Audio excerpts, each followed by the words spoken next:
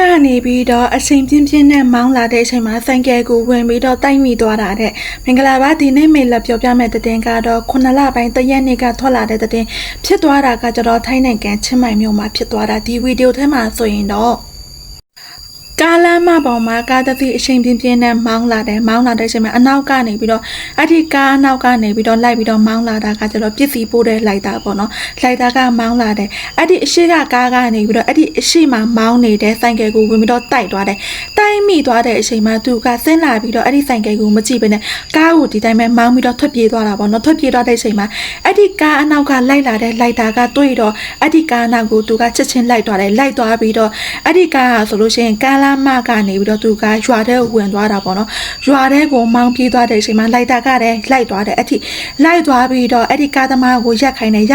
န်မှာကားသမားလေးရှက်ပြီးတော့သူနဲ့စကားလာပြောတယ်ပေါ့နော်လိုက်တာပြောတာကကျတော့အခုနောက်တော့ကသူဆိုင်ကယ်တစ်စီးကိုတိုက်မိတော့တယ်ဘာဖြစ်လို့စိတ်မကြည့်တာလဲလို့မေးတဲ့အချိန်မှာကားပင်ရှင်ကကျတော့နည်းနည်းမူးနေတယ်လို့ပဲပေါ့နော်ကားပင်ရှင်ကိုလည်းကြည့်ရတာကားပင်ရှင်ကအဲ့ဒီလိုက်တာကိုပြန်ပြီးတော့ပြောတယ်ပေါ့နော်သူဘယ်သူမှမသိမိဘူးလို့ပြောတယ်အဲ့ဒါနဲ့လိုက်တာကလည်းအဲ့ဒါဆိုလို့ရှိရင်အခုနနေရာကိုသူကားမောင်းလာတဲ့နေရာကိုပြန်ပြီးတော့လိုက်သွားကြည့်လို့သူ့ကိုပြောလိုက်တယ်ရှင်းပြောမယ်ဆိုလို့ရှိရင်တော့ကားသမားကသူများကိုတိုက်မိတယ်ဆိုတာကိုမဝင်ခံဘူးပေါ့နော်အဲ့လိုနဲ့လိုက်တာကလည်းကားသမားကိုပြောတယ်ပေါ့နော်သူများအဲ့လိုမျိုးတိုက်ပြီးတော့ထွက်ပြေးတယ်ဆိုတာမကောင်းလာပြီးတော့လိုက်ကြည့်အောင်လို့ခေါ်တဲ့အချိန်မှာကားသမားကလည်းလိုက်လာပြီးတော့အဲ့ဒီကားသမားကလည်းသူ့ကြည့်ရတာမူးနေတယ်ပေါ့နော်နည်းနည်းမူးနေတယ်လိုက်လာတော့အခင်းဖြစ်တဲ့နေရာကိုရောက်တဲ့အချိန်မှာသူတိုက်မိသွားတယ်ဆိုတာကိုဝန်ခံတယ်ပေါ့နော်အဲ့ဒီကားမောင်းတဲ့သူကလည်းအဲ့နဲ့လိုက်တာကလည်းရဲကိုဖုန်းဆက်ပြီးခေါ်လိုက်တဲ့အချိန်မှာရဲတွေရောပြီးတော့တောင်ရင်ရှိသူတွေရောစေယုံကားတွေရောရောက်လာပြီးတော့အဲ့ဒီလူနာကိုခေါ်သွားပြီးတော့စေယုံမှာသွားပြီးတော့ကုသပေးကြတယ်ဒီအကြောင်းအရာလေးကလိုင်းပေါ်မှာပြန့်နှံ့သွားတဲ့အချိန်မှာတော့သတင်းထောက်တွေကသွားပြီးတော့အဲ့ဒီလိုက်တာကိုသွားပြီးတော့အကျိုးကြောင့်မေးတယ်ပေါ့နော်လိုက်တာကလည်းအဖြစ်ပြက်ကိုအစကနေအဆုံးထိပြောပြတယ်အဲ့တော့ကသူကဘလို့ဖြစ်တယ်ဆိုတာပြောပြတာပေါ့နော်အဲ့ဒီကားနေပြီးတော့ဆိုင်ကယ်အရှိကဆိုင်ကယ်ကိုဝင်တိုက်သွားပြီးတော့ထွက်ပြေးသွားတဲ့အချိန်မှာပထမသူကလည်းတော်တော်လေးကိုလန့်သွား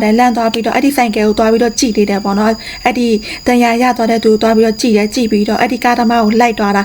ကားသမားနောက်ကိုလိုက်သွားတာကကျတော့သူကတရားမျှတမှုကိုရစေချင်လို့ပေါ့နော်အခက်ရွေးတိုက်ပြီးတော့ထွက်ပြေးသွားလို့ရှိရင်လွတ်သွားမှာဆိုလို့ပြီးတော့ထိခိုက်တန်ရာရတဲ့သူကလည်းတော်တော်လေးကိုတန်ရာကတော်တော်လေးကိုများတယ်ပေါ့နော်အဲ့ဒါကြောင့်လို့ဆိုပြီးတော့သူကလိုက်သွားတာတဲ့ပြီးတော့အဲ့ဒီကားသမားကနေပြီးတော့ကားပေါ်ဆင်းလာတဲ့အချိန်မှာသူ့ထက်လည်းလူကောင်ကြီးတယ်ယောက်ျားလေးပေါ့နော်သူ့ထက်လည်းလူကောင်ကြီးတယ်ပြီးတော့တကိုယ်လုံးနဲ့စိတ်မင်ကြောင်နေနေဆိုတော့သူကနည်းနည်းကြောက်တဲ့စိတ်လေးတော့ဝင်နေဆိုပြီးတော့တင်းထောက်တွေကိုပြန်ပြီးတော့ပြောပြလာတယ်